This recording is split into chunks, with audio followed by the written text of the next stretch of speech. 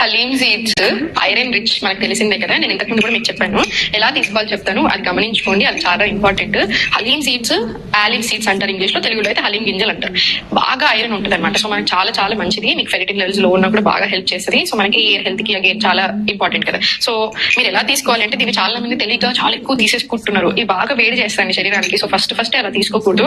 ఎప్పుడైనా సరే 1 స్పూన్ తీసుకొని ఫస్ట్ 1 స్పూన్ లో వాటర్ వేసుకొని యాడ్ చేసుకొని, అండ్ ఐరన్ రిచ్ తీసుకుంటే సరే వైటమిన్ సి యాడ్ చేసుకోండి. అయితే ఆమ్లా పౌడర్ లేదా ఆమ్లాకి సంబంధించిందో లేదా నిమ్మకాయ ముక్కను ఏదో ఒకటి యాడ్ చేసుకోండి.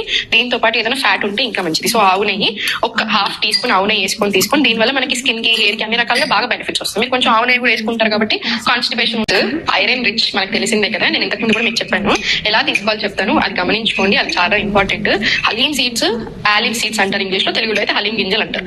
బాగా ఐరన్ ఉంటుంది అనమాట. సో మనకి చాలా చాలా మంచిది. మీకు ఫెరిటిన్ లెవెల్స్ లో ఉన్నప్పుడు బాగా హెల్ప్ చేస్తుంది. సో మనకి హెల్త్ కి అగైన్ చాలా ఇంపార్టెంట్ కదా. సో మీరు ఎలా తీసుకోవాలంటే దీన్ని చాలా మంది తెలియక చాలా ఎక్కువ తీసేసుకుంటున్నారు. ఇది బాగా వేడి చేస్తారండి శరీరానికి. సో ఫస్ట్ అలా తీసుకోకూడదు.